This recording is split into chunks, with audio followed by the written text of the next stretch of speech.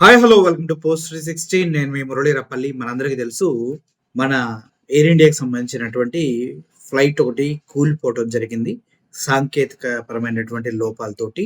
అసలు అందుట్లో ఎంతమంది ప్రయాణికులు ప్రయాణిస్తున్నారు, ఎంతమంది చనిపోయారు, అసలు ఈ విషయాన్ని ముందుగానే ఒక వ్యక్తి ఏటీసీకి అందించినా కూడా ఎందుకు దానిపైన చర్యలు తీసుకోలేదు, ఈ నిర్లక్ష్యానికి బాధ్యులు ఎవరు, గతంలో ఏం జరిగింది అనే విషయాల్ని మీకు క్షుణ్ణంగా చెప్పాలని చూస్తూ ఉన్నా.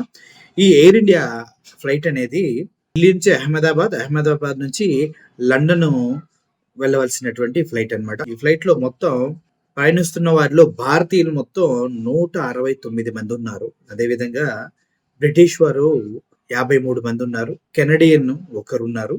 7 పోర్చుగీస్ వారు ఉన్నారు.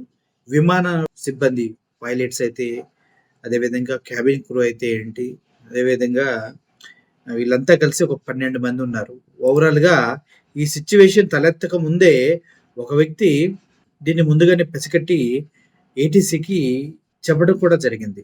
ఢిల్లీ నుంచి లండన్ వయా అహ్మదాబాద్ విమానంలో ఏదో లోపం ఉందని ముందే అనుమానం వ్యక్తం చేసిన ఒక ప్రయాణికుడంట. అతను అనుమానం వ్యక్తం చేయటం కాదు, ట్విట్టర్ వేదికగా అతను దాన్ని పోస్ట్ చేయటం కూడా జరిగింది.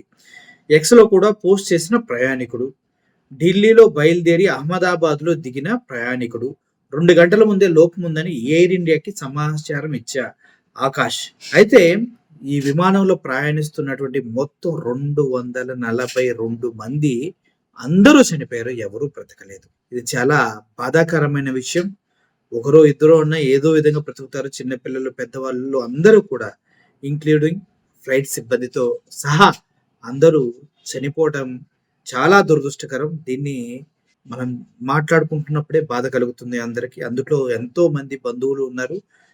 దట్టు ఈ ప్రాబ్లంను ముందే గమనించి ఇంటిమేట్ చేసినప్పటికి కూడా ఎయిర్ ఇండియా దీనిపైన చర్యలు తీసుకోలేదంటేనే నాకు ఆశ్చర్యం వేస్తుంది, ఎంత నిర్లక్ష్యంగా వ్యవహరించారు అనేది. అయితే ఒక్కరు కూడా బ్రతకలేదు. అసోసియేటెడ్ ప్రెస్ తెలిపిన అహ్మదాబాద్ సిపి. అదేవిధంగా ప్రమాదంలో మొత్తం 242 మంది చనిపోయారు. సిపి జ్ఞానేందర్ సింగ్ అనే వ్యక్తి ఈ విషయాన్ని పూర్తిగా ప్రెస్‌కి చెప్పడం జరిగింది. ప్రమాద తీవ్రతతో మాంసం ముద్దలుగా దేహాలు, సిటీ సివిల్ ఆసుపత్రికి 100కు పైగా మృతదేహాలు. మరి అంత వేడి మంటలతో మండిపోవటంతోటి అందరూ కూడా మాంసం ముద్దల్లాగా మారిపోయారని చెప్తూ ఉన్నారు.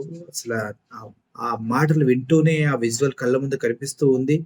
గతంలో కూడా ఇటువంటి యాక్సిడెంట్ ఎప్పుడు జరిగినా కూడా ఎంతో కొంతమంది బ్రతికారు. కానీ ఇప్పుడైతే అసల జీరో టాలరెన్స్ అన్నట్టుగా ఎవ్వరు కూడా బ్రతకలేదు. ఒక్క పర్సన్ కూడా బ్రతకలేదని చెప్తూ ఉన్నారు.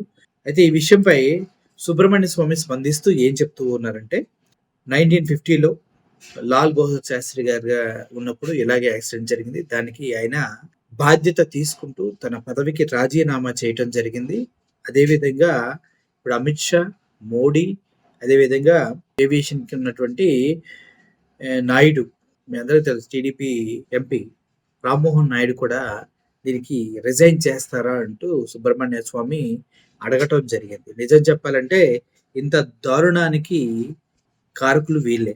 అమిత్ షా, మోడీ, అదేవిధంగా రామ్మోహన్ నాయుడు ఫ్లైట్లు సరిగా మెయింటైన్ చేయక, ఆల్రెడీ వాళ్ళకి ఇన్ఫర్మేషన్ ఇచ్చినప్పటికీ కూడా దాన్ని పట్టించుకోకుండా, ఇంత నిస్సిగ్గుగా, నిర్లజ్జగా కంప్లైంట్ వచ్చిన తర్వాత కూడా ఫ్లైట్‌ని టేక్ ఆఫ్‌కి పర్మిషన్ ఇచ్చారంటే అహ్మదాబాద్ నుంచి ఏమనాలో అనేది నాకు కూడా అర్థం కావట్లేదు. మీరేమంటారు? పోయిన ప్రాణం తిరిగి రాదు. ఈ పనికిమాలిన రాజకీయ నాయకులు సోది మెయింటెనెన్స్‌లు, చెత్త చెత్త ఏం చేయాలి చెప్పండి?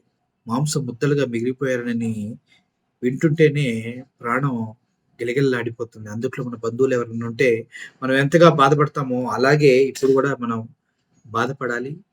దానికి సంబంధించి స్పందించాల్సిన అవసరం ప్రతి ఒక్కరికి ఉంది. నిజంగా వి డిమాండ్ ఈ ముగ్గురు రిజైన్ చేయాలని. ఎందుకంటే వీళ్ళు అనర్హులు. ఏమి కట్టినా కూడా, ఏమి చేసినా కూడా కళ్ళ ముందే స్పేస్ టెక్నాలజీ అంటే అన్నీ కూలిపోతూ ఉన్నాయి. రోడ్ల మధ్యలో హోల్స్ పడుతూ ఉన్నాయి. పెద్ద పెద్ద ఎయిర్‌పోర్ట్‌లే కూలిపోతున్నటువంటి క్రమంలో ఈ గవర్నమెంట్‌ని మనం ఎందుకు భరించాలి? ఆలోచించండి. కరెక్ట్ గవర్నమెంట్ కాదిది. తన తొత్తులకి ప్రాజెక్టులు ఇచ్చి నాసిరకంగా ప్రాజెక్ట్‌ని డెలివరీ చేస్తున్న కంపెనీలని కనీసం ఒక మాట కూడా అనట్లేదు. మొత్తం అదానీ గ్రూప్‌కి ఆళ్ళకే దోచిపెడుతూ ఉన్నారు. ఇటువంటి వాళ్ళని మనం క్షమించాలా? మీరే ఆలోచించండి. ఇప్పుడు 242 ప్రాణాలు ఎంతో ఆశలతో లండన్‌కి బయలుదేరిన ప్రాణాలు మంటల్లో కాలిపోయి ముద్దలుగా మిగిలిపోయారు. తలుచుకుంటేనే చాలా బాధేస్తుంది. రామ్మోహన్ నాయుడు మేమైతే ఆయన రాజీనామాకి డిమాండ్ చేస్తున్నాం. ఇటువంటి వ్యక్తులు రాజీనామా చేయక తప్పదు. అదేవిధంగా మోడీ, అమిత్ షా కూడా బాధ్యత తీసుకోవాలి. పుల్వామా అటాక్‌లో అలాగే వదిలేసాం. పెహల్గామ్‌లో కూడా వదిలేసాం. అన్నిటికీ బాధ్యత తీసుకోకుండా, సిగ్గు లేకుండా పదవులు పట్టుకొని పాకులాడే ఇటువంటి నాయకుల్ని ఏం చేయాలి? పోయిన ప్రాణాలైతే తిరిగి రావు. మా తిరుపతిలో అయితే ఆయన క్లియర్‌గా చెప్తాడు. ఇప్పుడు నేను రాజీనామా చేస్తే పోయిన ప్రాణాలు తిరిగొస్తాయా అంటాడు మా బిఆర్ నాయుడు అయితే. మోడీ, అమిత్ షా అయితే ఇంక దాని తాతలనుకోండి. సో, ఓవరాల్‌గా అహ్మదాబాద్, ఢిల్లీ వయా అహ్మదాబాద్, లండన్ వెళ్ళే ఫ్లైట్ కూలిపోయింది. 242 మంది స్పాట్ డెడ్. దీనికి థాంక్ యూ చెప్పట్లేదు ఈ వీడియోకి. మీరే ఈ వీడియోని వీలైతే షేర్ చేయండి. 10 మందికి ఈ విషయాన్ని చేరవేయండి.